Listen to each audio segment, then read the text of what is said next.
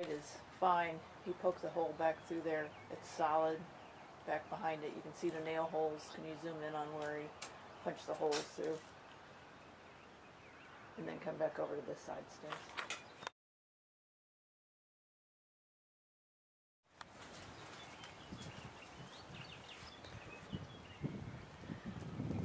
Okay, and then get a picture of this side over here so you can see that it's not like that.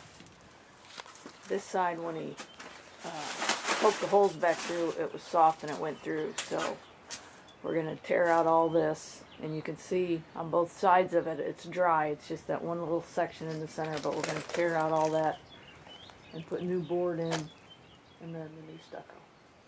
But it seems to stop down here. You can see right where it stops. We're going to go with a new board all the way down. Okay.